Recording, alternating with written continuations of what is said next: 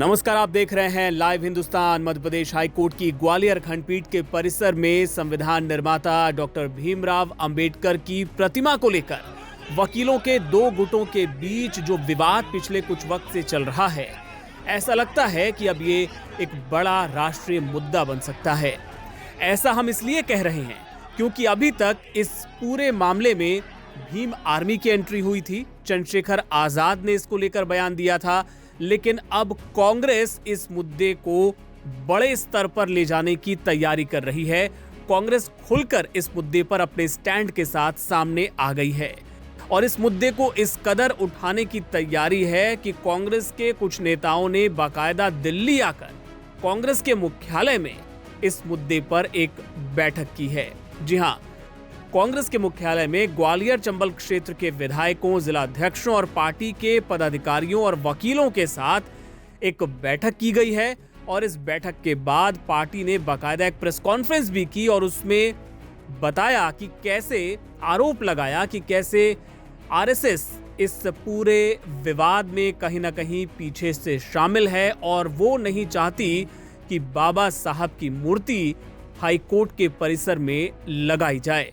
Aim right, achieve big. At KR Mangalam University, we provide you the platform to turn your dreams into reality. At KR Mangalam University. जी हाँ, क्या कुछ कहा जीतू पटवारी ने, जो कि कांग्रेस के प्रदेश अध्यक्ष हैं। पहले वो सुनिए, उसके बाद आपको आगे की बात बताएंगे। हाईकोर्ट परिसर में बाबा साहब भीमराव अंबेडकर की मूर्ति की स्थापना होनी चाहिए और इसको लेकर जो कानूनन एक पहल होती है, वो हाईकोर्ट की परमिशन के साथ पूरी प्रक्रिया भी कंप्लीट थी। उसके बावजूद अगर सामाजिक आरएसएस के दबाव में आकर अगर ये प्रक्रिया रोकी गई तो देश के लिए चिंता का विषय है। और जो निर्माण संविधान के निर्माता ने किया, अगर न्याय करने वाले मंदिर में उनकी स्थापना नहीं होगी तो कहाँ होगी। कांग्रेस पार्टी इसको स्पष्ट तौर पर उन लोगों को खारिज करती है जिन्होंने इसको रोकने की कोशिश की और स्पष्ट तौर पर हम मूर्ति के पक्ष में हैं। इसके लिए हम सामाजिक जनजागरण, राजनीतिक आंदोलन और राहुल गांधी जी की जैसी सोच है संविधान की रक्षा को लेकर, जो भी संवैधानिक लोकतांत्रिक व्यवस्था के अंतर्गत राजनीतिक प्रोग्राम, सामाजिक प्रोग्राम, एजिटेशन के प्रोग्राम हो सकते हैं, वो करेंगे। और मैं मानता हूं कि बहुत विनम्रता से फिर से मेरा आग्रह है उन लोगों से भी जो मूर्ति के स्थापना को रोकते हैं, उनको अपनी सद्बुद्धि मस्तिष्क में लाना चाहिए और बाबा साहब अम्बेडकर के इस अपमान का सार्वजनिक रूप से क्षमा मांगनी चाहिए। और पूरे कृत्य के पीछे बीजेपी आरएसएस के लोग हैं, मोटे तौर पे एजेंडा है और कांग्रेस पार्टी इसका विरोध करती है। आपके जो सवाल है बोले।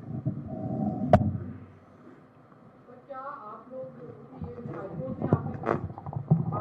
हाईकोर्ट के प्राथमिक आदेश के बावजूद नहीं हो पा रहा है, क्या कोई लीगल कोर्स आप लोग अपना सकते हैं कि और ऊपर की अदालत में जाकर के इस फैसले को एनफोर्स कराएं वहाँ पर?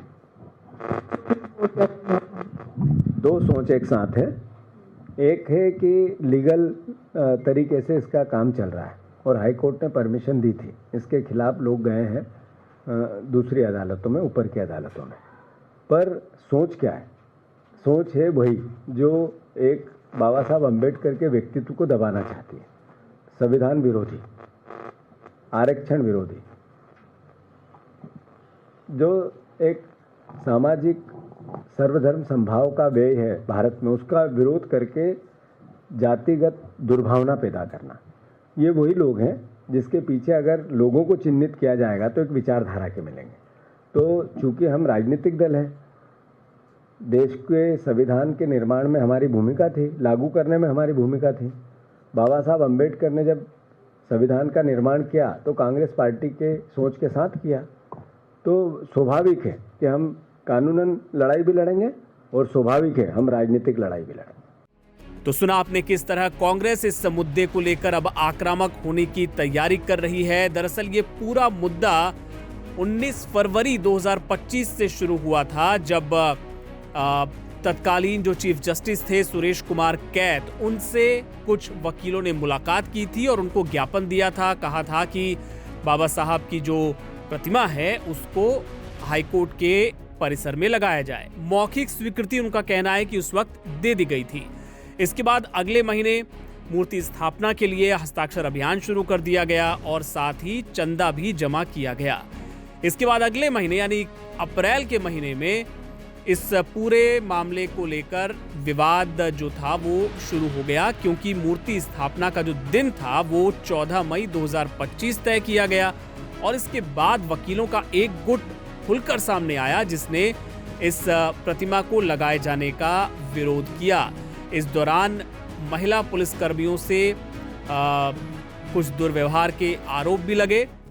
बहरहाल जब मई में मूर्ति स्थापना के लिए मूर्ति वहां पर लाई गई, उस वक्त वहां पर काफी विरोध प्रदर्शन हुआ, हंगामा हुआ और इसके बाद इस विवाद में एंट्री होती है भीम आर्मी की और आरोप ये लगा कि वहां पर जो कुछ भीम आर्मी से जुड़े नेता थे उनकी वकीलों के साथ झड़प हुई और वकीलों ने उन्हें पीट दिया। इसके बाद ये मामला और तूल पकड़ता चला गया। इसकी गूंज पड़ोस के उत्तर प्रदेश तक पहुंच गई, जहां मायावती जो कि बीएसपी सुप्रीमो हैं, उन्होंने इस मुद्दे पर तीखी प्रतिक्रिया दी और साथ ही कहा कि इस मसले का तत्काल समाधान होना चाहिए। बीजेपी पर उन्होंने जातिवादी मानसिकता होने का आरोप भी लगाया। इसके अलावा चंद्रशेखर आजाद और भीम आर्मी के तमाम जो नेता हैं वो लगातार इस मुद्दे को सोशल मीडिया के जरिए उठाते रहे।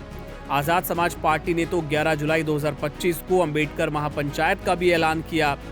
इसके बाद समाजवादी पार्टी के नेता और सांसद रामजीलाल सुमन ग्वालियर के दौरे पर आने वाले थे, लेकिन आगरा पुलिस ने उन्हें हाउस अरेस्ट कर लिया।